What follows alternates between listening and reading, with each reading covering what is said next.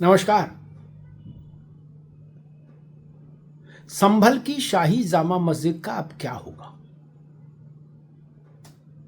आप सोच रहे होंगे ये सवाल क्यों खड़ा हो गया? जी हां, ये सवाल एक विशेष परिस्थिति के कारण खड़ा हुआ, एक विशेष कारण के चलते खड़ा हुआ है।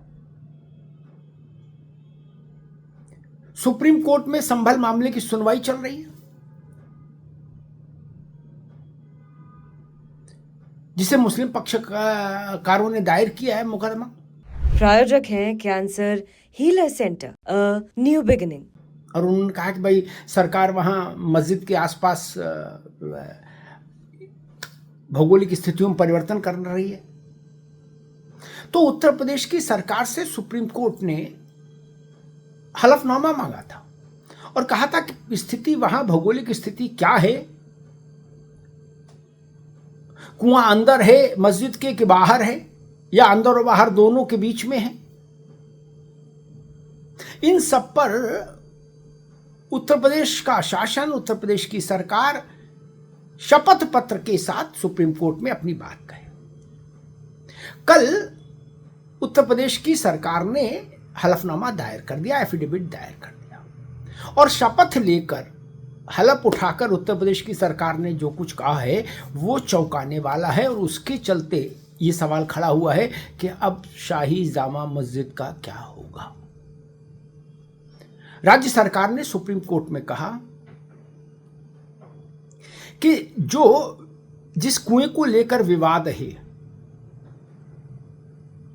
वह कुआं मस्जिद की जमीन पर नहीं, वो कुआं मस्जिद के भीतर नहीं, और वो कुआं 19 प्राचीन और ऐतिहासिक महत्व वाले कुओं का जो पुनरुद्धार का एक व्यापक कार्यक्रम संभल में सरकार चला रही है, वो कुआं भी उसका एक हिस्सा है। यहीं तक बात रहती तो शायद ये सवाल नहीं खड़ा होता कि अब मस्जिद का क्या होगा। शासन ने आगे अपने हलफनामे में कहा कि जो शाही जामा मस्जिद है वह भी सरकारी जमीन पर बनी हुई है। वह मस्जिद भी न तो वक्फ की जमीन पर है और न खरीद कर जमीन लेके बनाई गई है। वो सरकारी जमीन पर कब्जा करके शाही मस्जिद बनाई गई है संभल की। ये घोषणा की है उत्तर प्रदेश सरकार ने हलफ के साथ, शपथ के साथ सुप्रीम कोर्ट में। इसलिए मैंने इस सवाल खड़ा किया कि अब मस्जिद का क्या होगा। आपको याद होगा कि सुप्रीम कोर्ट ने अपने एक बड़े जजमेंट में कहा था कि सरकारी जमीन पर और सार्वजनिक जमीनों पर अगर धार्मिक स्थल बने हैं तो उनको हटाया जा सकता है, हटाया जाना चाहिए। तो अब क्या संभल की जामा मस्जिद, अगर ये सिद्ध हो गया सुप्रीम कोर्ट में अंततः कि जो उत्तर प्रदेश शासन ने कहा है कि जमीन सरकारी है जिस पर मस्जिद खड़ी है, तब मस्जिद का क्या होगा? तब क्या सुप्रीम कोर्ट के पुराने जजमेंट की रोशनी में काम होगा? तब क्या इस धार्मिक स्थल को हटाना पड़ेगा या हटाया जाएगा? बड़े सवाल खड़े हो गए। और मस्जिद के लिए लड़ने वालों का केस वैसे ही कमजोर हो गया, उनका मनोबल भी, आत्मबल भी कमजोर हो गया जब ये शासन ने ये कह दिया कि जमीन तो सरकारी है और सरकारी जमीन पर मस्जिद क्यों खड़ी हुई और कैसे खड़ी हुई। अब ये प्रश्न खड़ा हो रहा है। मस्जिद कब तक खड़ी रहेगी ये तो बाद का प्रश्न है। पहले तो प्रश्न ये है कि सरकारी जमीन पर कब्जा करके मस्जिद बनाई क्यों गई।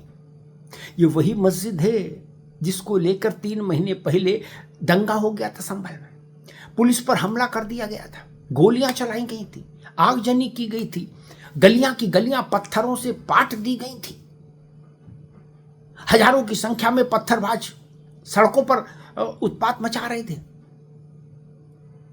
और संभल के उन हिंसात्मक वारदातों के लिए पुलिस आज तक अपराधियों की धरपकड़ में लगी हुई है। 71 अपराधी पकड़े गए हैं, उतने ही अभी फरार हैं। उनके पोस्टर लगाए गए संभल भर में जो फरार हैं, जिन्होंने वारदात को अंजाम दिया। और कहा तो ये भी जा रहा है कि उस पूरी हिंसा के पीछे दाऊद इब्राहिम के एक खास गुर्गे का हाथ था जो दुबई में बैठा है और फेक करेंसी का कारोबार संभाल रहा है दाऊद के बिहाफ पर। उसने संभल में बैठे अपने चेलों के जरिए वो हिंसा कराई थी, और मंसूबा था एक बड़ी हिंसा का, जिसमें पुलिस वाले जान मारे जाएं, कुछ सामान्य लोग नागरिक मारे जाएं, ताकि एक बड़ी हिंसा हो, उसकी क्रिया प्रतिक्रिया पूरे देश भर में दिखाई दे और देश का एक बड़ा हिस्सा दंगों की चपेट में आ जाए। लक्ष्य ये था, मंसूबा ये था। अब सुप्रीम कोर्ट में सुनवाई है। संभल की मस्जिद की जमीन का विषय अब उसमें मुख्य हो गया। आप यूं समझ लीजिए कि संभल की मस्जिद का मुकद्दर अब सुप्रीम कोर्ट के हाथ में है। सरकार ने कह दिया कि जमीन हमारी है जिस पर यह मस्जिद खड़ी है। अब सुप्रीम कोर्ट अंततः अपने निर्णय में क्या कहता है, ये देखने की बात होगी। लेकिन यह भी बात कम बड़ी नहीं कि राजस्व के मामलों में सरकार का रिकॉर्ड ही सबसे प्रामाणिक रिकॉर्ड होता है। सरकार का राजस्व विभाग ही सबसे प्रामाणिक है इस विषय में। और अगर सरकार कह रही है कि जिस जमीन पर मस्जिद खड़ी है, जिसको शाही जामा मस्जिद कहा जाता है संभल में, उस मस्जिद की जमीन सरकार की है, कुएं सरकारी जमीन पर है, तो जाहिर सी बात है मस्जिद के भविष्य पर सवालिया निशान तो खड़ा हो गया। कुछ लोग ये भी करें कि देश भर में इस बात की पड़ताल होनी चाहिए कि इस तरह की सरकारी जमीनों पर कब्जा करके किन लोगों ने कैसे कैसे धार्मिक स्थल बना लिए, इसकी पड़ताल होनी चाहिए और फिर उनका निस्तारण भी होना चाहिए। सरकारी जमीन पर धार्मिक स्थलों को बनाकर खड़ा कर देना किसी भी सूरत से जस्टिफाई नहीं ठहराया जा सकता, किसी भी सूरत से उसको उचित नहीं कह सकते।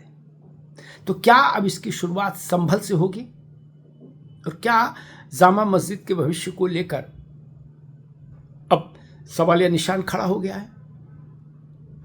सुप्रीम कोर्ट संभल मामले में क्या निर्णय देता है, इस पर अब सबकी निगाहें टिकी रहेंगी, क्योंकि इस सुप्रीम कोर्ट के फैसले पर ही अब जामा मस्जिद का मुस्तकबिल भी आकर टिकेगा, उसका भविष्य भी आकर टिकेगा। धन्यवाद। प्रायोजक हैं cancer healer centre, a new beginning.